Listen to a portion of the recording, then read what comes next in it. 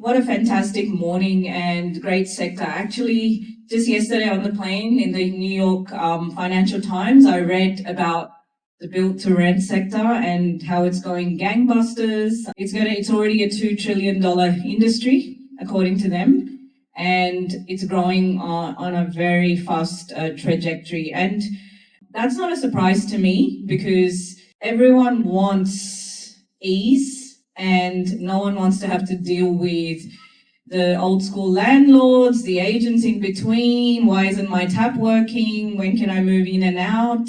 So there is a need and there is certainly a big market, and I can see from first principles why this would be a sector, and it's almost a no-brainer, especially given we're in an economy in general where experience really matters. Looking at Uber Eats and Amazon and everything else, that same consumer wants easy, make it easy, I will give you the money. We obviously work with the sector and work on companies' individual customer experiences. What we built the company, when I founded it, it was all about finding the why behind technology. So no one needs another platform. We need to know how to use it. How do we get occupancy? So we only play in a few sectors because we want to understand the levers. Occupancy, year-on-year increases. How do we move away from price competition? You manage some of the most expensive assets, and then your actual shareholders, which are the funds, want more and more, not less and less. So there's a lot of stakeholders involved, and ultimately we have to keep an eye on the customer because that's where it all starts and ends. Today, because we invested in the market and we're really passionate about it, we've put together a market study specifically to the UK. Well, what is the state of the tenant? What are they looking for? And are they willing to switch for that? Are they willing to pay a premium? Because it's all well and good, everyone's looking for Disneyland, but are they willing to pay? That's really the big question. And what is the current satisfaction levels with their current accommodation? How nimble or elastic is the market to switch? Are they all happy days? I'm never going to move. I love where I live. And basically what I'm going to take you through is the market is really up for grabs. People are looking for better places to live, better experiences. So there is a huge upside in doing this right. And this is not what I think. This is what our data analytics and insights team have put together this report, which we will share with you at the end. It will get mailed to you. So before I start, I always like to talk about the customer and the segments. Obviously, the report is not based on these 6 people, but the customer and their needs are quite varied now in the market. On the left-hand side, you see a familiar face, a little bit younger over there. Myself, I am someone who is an entrepreneur, a founder, and I'm one of the rare people that rented most of their life, even well into my family life. So just recently, at a very late age, I've actually bought a property. But for the last 8 years, I was renting a large accommodation because we were building out the company. I didn't have the headspace for wanting to deal with my own house. I was traveling the world, and me and my partner, my husband, decided that renting really works for us. Even though everyone else in our demographic had bought in, renting was really the location, the convenience, someone else looking after the pool. Everything was what we needed. And even today, I own a property, I still think renting is better. And I'm a big advocate for it. I really do, because who's got the time to fix the pool basket that I've just got an SMS from the pool person saying the basket's broken, do you want to clamp? Those are the decisions I don't want to make. And there's but in the market, at least where I live, there isn't as much available for larger families at my stage of life. But if there is, I'm the first to grab it. So I rented for the first 15 years of my family life, and I would happily continue to rent. On the right-hand side, my friend Cesar, he's a Spanish national that works in Saudi Arabia with a family, and he's all about renting. He can't own property, but he needs certain conveniences because his family's moved from Australia and they're used to certain amenities. So for the next 5 years, rental is really how he's going to play it. There's no other way. Left-hand side over here, back here, James. He's one of our, really leading engineers. He's coming out of the best university in Australia, plays a big role in building the product. He's a student and he's moving out of home and he's moved into a student accommodation. And I do ask him, how much is this? And he's like, it's this much, and gives me a heart attack. But hey, he says, it's so easy. I love being in the community. It's so simple. I don't want to have to deal with anything. So James lives in student accommodation.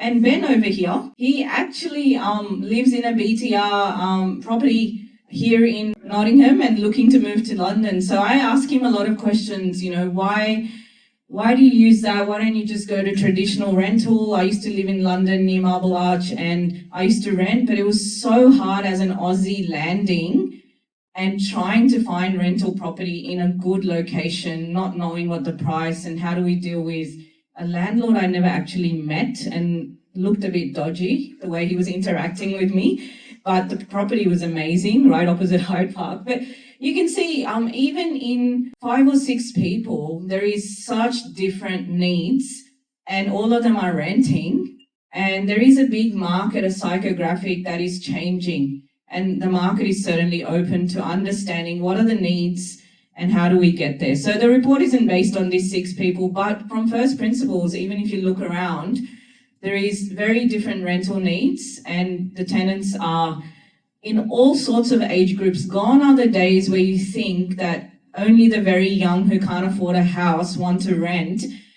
There is, in my case in point, many people would like to rent forever. So today in this report, we have put together what are the needs in this market, how open are they to change, what are the experiences that are worth investing in, because internally there are a lot of, do they need open wide green spaces, do they need kitchens, do they need laundries, do they need gyms? There's so much capex that we're putting into these properties, and which ones really matter to the tenant and the type of tenant that we're attracting, and are they willing to pay a premium? That's the question, if their needs are met. I guess we'll go into the current market landscape. Now, the market generally still has a lot of owner occupied. These are figures you would know in the UK, but the report is significant. So there's owner occupied, there's, private rental, professionally the BTR sector, there's living with parents and families, there's, that's grown with the cost of living pressure a lot. Those are up for grabs. Actually, they don't want to live with their parents necessarily, but they have to. So can we actually move them into a staged approach and their student? Now, going forward in this report, we have taken out those that are owner occupied, because today we're going to discuss the state of the tenant. Those that have their own properties, the rest of the report is based on that part of the pie, renting, giving money to someone, and is movable because they can churn out of that rental situation.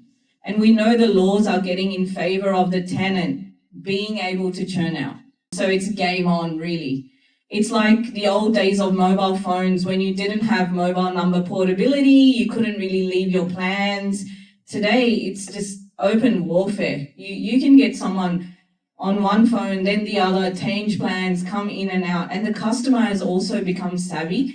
Obviously, moving houses is not as simple as moving phone plans. It is tricky and you do build friends and community. So we want to know what makes people sticky. So key reasons for choosing current rental accommodation, I guess number 1, location. Location. This is good old real estate. I am not bringing you any news here. It's good to know that location is important, and even, but location comes at a cost, and we're all taking bets on locations. Which location is going to be valuable in the next 5 years, 10 years? There's so much analytics that all of you are running. So let's leave that tower aside because that's not one that the experienced teams can affect. Number 2 is flexibility. We are more and more in a world where flexibility is offered in every tenet of life. Gone are the days where you join a company even and you live there for 20 years and work it out. That same consumer is used to moving companies, is used to moving houses. There is no, permanency left in the consumer's mind. So flexibility, easier budgeting, and buying is too expensive. So if buying is too expensive is interesting. It's the 4th tower. It's not the second one. We would have assumed that most people would buy. But there is a growing segment that just wants flexibility. I don't know if I want to live here forever. I don't know if I like this location. I don't know if this is where my family is going to grow up. Whatever those needs are, any go-to-market around flexibility is going to really land well, because this is what people are saying they're looking for. And this is what the BTR sector really provides, or the rental sector, flexibility. So I know in a lot of our go-to-markets, we talk about it, easier budgeting. Nothing's worse than buying a house. Oh yeah, it costs this much. This is what the stamp duties are. This is what the loans are. Boom, you move in. The roof is leaking, the bathroom's not working, the door handle's not happening, the pool is not working. I mean, you can't really budget unless you're a good finance professional on what that house and asset actually costs. So knowing what a budget is in the rental, it's really good. And really being able to play out this messaging that we provide you stability, because you don't know what these hidden costs that are going to hit you if you suddenly own a property and you don't have those buffers. A lot of people are saying it's a better quality of life. So they know that rental can provide a better quality of life because of the amenities that are available. So what matters most when asked the market, when choosing a rental property? So this is at the buying moment, not living moment, because we know when we buy something, we're a bit naive, but when we live, it's like dating versus marriage. It's very different. When people are choosing a place to live, number one thing they want is safety and security. That's not a surprise. Safety and security, I mean, in Maslow's hierarchy, safety and security has to be there. But how many of us are actually really projecting the fact that we have additional security, we have amazing security, because this need is growing in the market, that I want to live in a safe and secure place. Guess why? Because there's more news, there's more bad news being spread by real news, fake news, WhatsApp news, parents, my mother-in-law will ring me every other day, make sure you're wearing a mask on that flight, make sure you're safe, because the feeling of safety and security is a little bit nimble right now. So in actually the rental sector, the BTR, the student accommodation, imagine your child is overseas and they're an international student living in that real discussion around we provide extreme amounts of safety and security is a real need at the buying moment, at the time of choosing the property that they go to. Then value for money, obviously this one is the good old price, one of the 4 Ps that has to be met. We can't sell something really outside of the supply and demand curve. Comfort, location, cleanliness. So any go-to-markets around this in the tour experience or when people are coming to do the viewing is really going to land well. So are our teams on the ground really talking about the additional, investments you have put in safety and security? Now, what are the frequent pain points? We asked the tenants, what are your frequent pain points that you currently feel are really painful in your current properties that you're living in? And this includes not just BTR tenants, but that whole market of tenants that are living in private rentals that BTR may be able to pull into their market share. So number one is repairs. And we know this is a big pain point with private landlords because there's no certainty.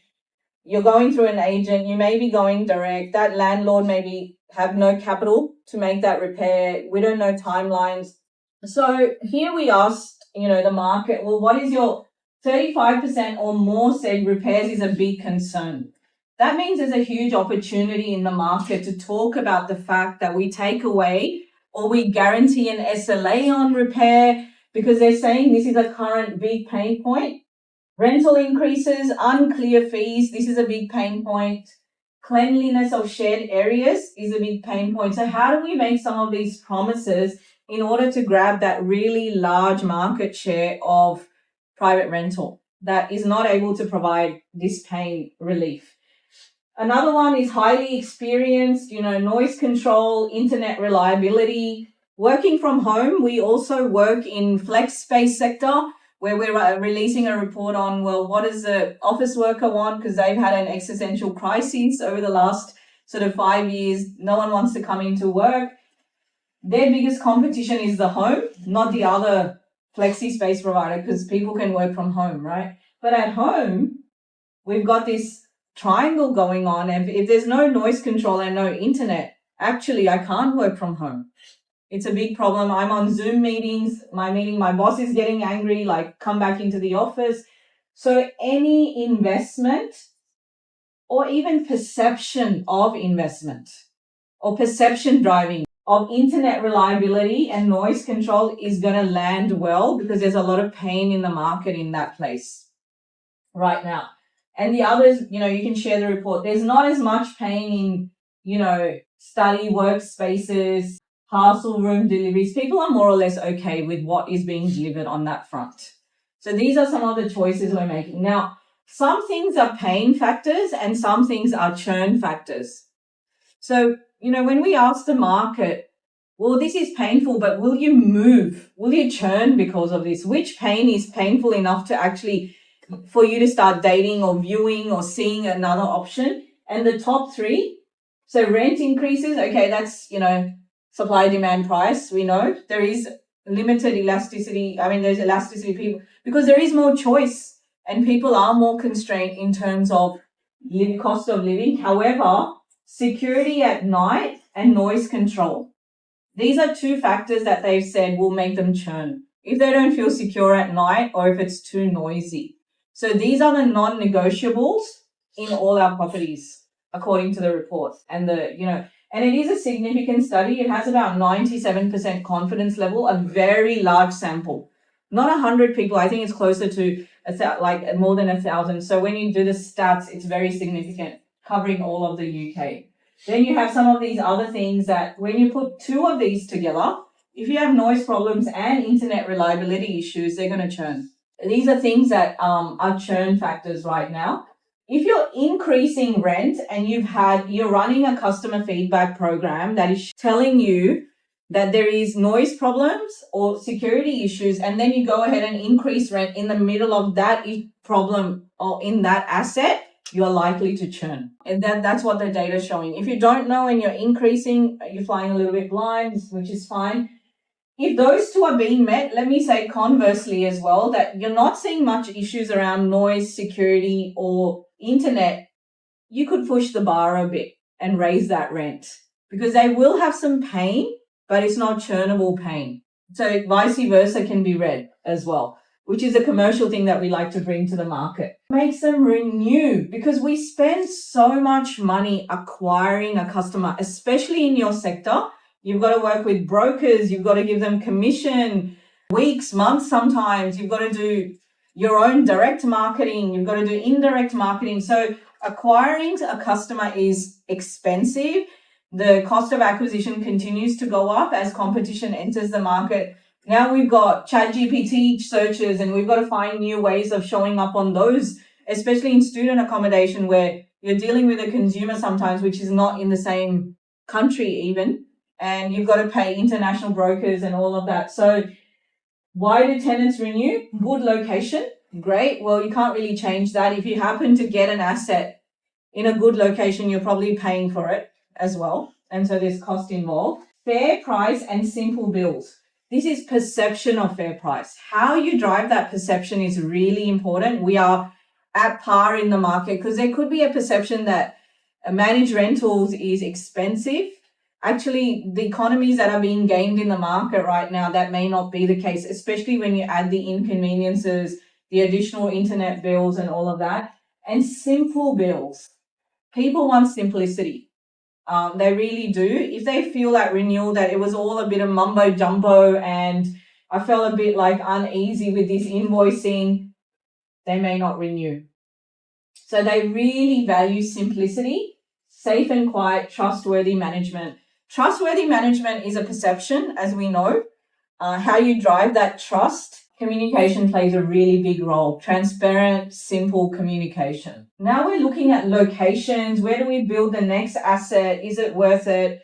Do we get some partnerships happening? What do tenants value in the vicinity? You may have some of this in the vicinity, but we're not advertising it. It's really worth talking about it in your tours, in your reviews, or in your brochures on your website. What do they value? Supermarket. Because guess what? This tenant doesn't like to cook. They actually like to be convenient. They like to go down and pick up a ready-made meal, put it in the microwave. They're busy. They value ease.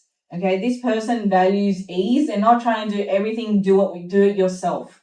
They're not that type of persona that we're looking at. So they really value convenience and supermarket.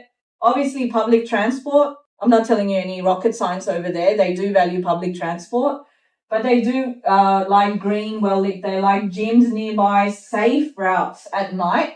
If we do have well-lit access to public transport, are we talking about it in our brochures? Are we saying it? Because they really value it, even more than cafes or any of this stuff. Supermarket, public transport, green areas, they value that. Obviously, we can't open our own supermarkets. Sometimes we can get partnerships, or we can keep spaces in assets where convenience stores can be built. But if we do have something within 500 meters, we should be talking about it because it has great value to the renter. Now, everyone invests a lot in community building because this is that one sticky factor that may get someone to think twice about moving. Otherwise, it's, looking at a brochure, so how can you get the network effect of a community, a few people really wanting to live together? And what drives community? And there's so many, this word is so big. We see it even in the commercial property space where they're trying to build an office community. We're trying to get people back to work. How do we get more of a community feeling? Not everyone sitting behind their desks on Zoom. That doesn't drive anyone to take public transport for an hour and come in and do that. So what are the activities that people value? A community that feels casual and social, fitness and well-being, shared celebrations. People are valuing shared celebrations, whether it's be Oktoberfest or Christmas or, there's multicultural festivals that everyone wants to get involved, the food. So these are the top three that they really value. Fitness and well-being, we already know. So any community building around these is going to resonate with the market. We'll get a bit deeper into the different personas as well, because students want something a little bit different to, a few other personas that are in the market. So we'll go a bit deeper.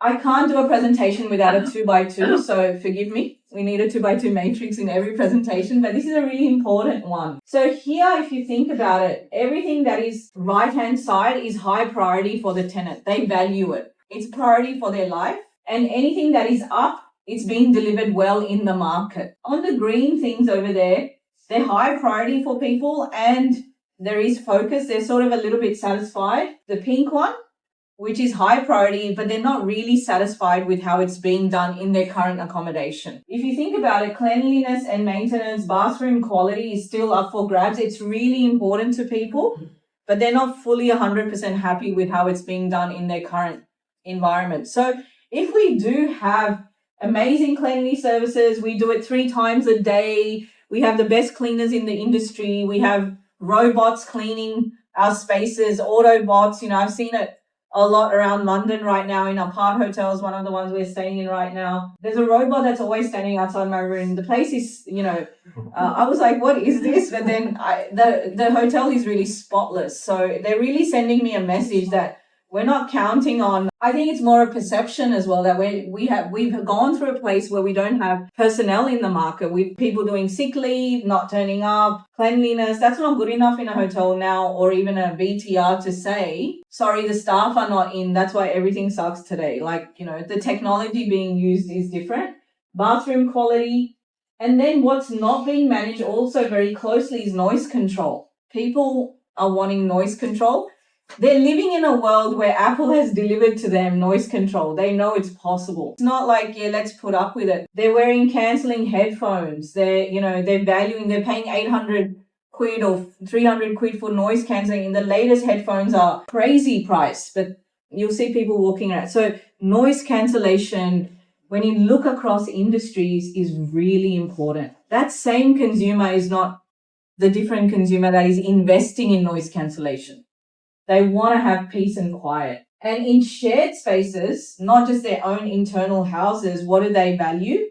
Again, cleanliness and upkeep, noise control in shared spaces. It's even worse. It's a big opportunity in shared spaces. It's very hard to achieve. How are you going to control everyone? But there is so much technology being used in, boards and, we're going through a bit of a fit out right now, and they're sharing with me technology that creates so much noise cancellation. And I'm like, yes, we need that, because meeting rooms need to be really cancelling noise. And the table tennis table shouldn't be heard inside the office, and, charging points. And so we're going to share the report, but, there is a lot of market. And I think a lot of this is about perception as well. People are investing in these things, but are we talking about it? Because the consumer actually values it. Are people who are in the sales teams talking about it in the same way, and the marketing teams? Now we're going to get into, well, what is the next housing step? We also wanted to know how much of the market is moving, because the ideal is you get someone at student and they stay with you up to sort of my age, because you've got single family living coming into the market, you've got multifamily living, you've got student accommodation. Some companies have got portfolios of this. The customer actually doesn't want to move. The Novotels of the world start at Ibis, go all the way to Sofitel, because they want to keep you in that same family. As you go up the ladder, come with us. The good news here is 57% say they want to keep renting for various reasons. They can't afford it.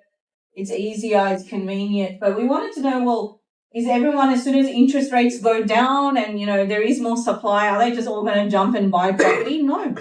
They're actually, the perception of the next 24 to 36 months is we want to keep renting.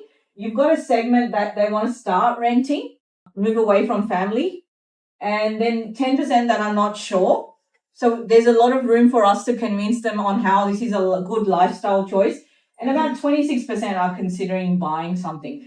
It's not the days of everyone is considering buying something.